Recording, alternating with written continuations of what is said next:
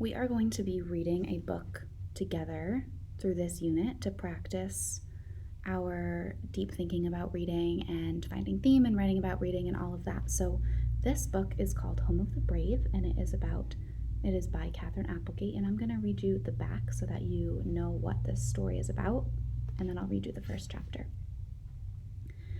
Keck comes from Africa, where he lived with his mother, father, and brother. But only he and his mother had survived.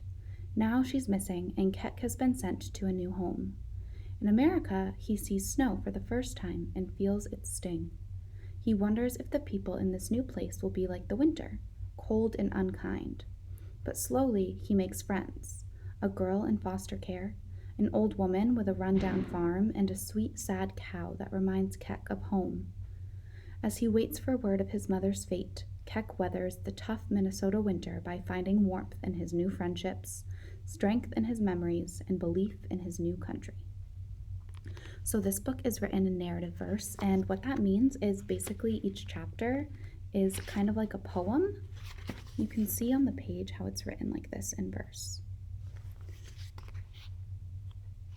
So when I read this, I want you to be thinking about the strategies that you notice the other fifth grade readers and writers using, and try to turn your brain on high so that you can use those strategies to discuss this first chapter after I finished reading.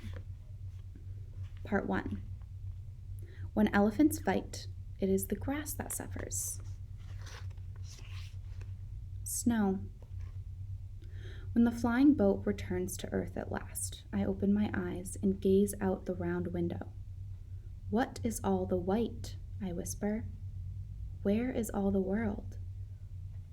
The helping man greets me, and there are many lines and questions and pieces of paper. At last I follow him outside. We call that snow, he says. Isn't it beautiful? Do you like the cold? I want to say, no, this cold is like claws on my skin.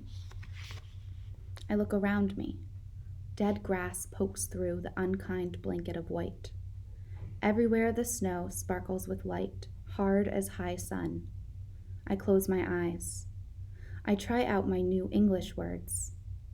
How can you live in this place called America? It burns your eyes. The man gives me a fat shirt and soft things like hands.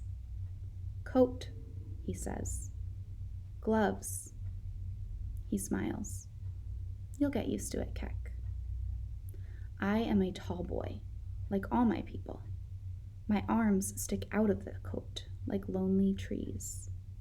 My fingers cannot make the gloves work. I shake my head. I say, this America is hard work. His laughter makes little clouds.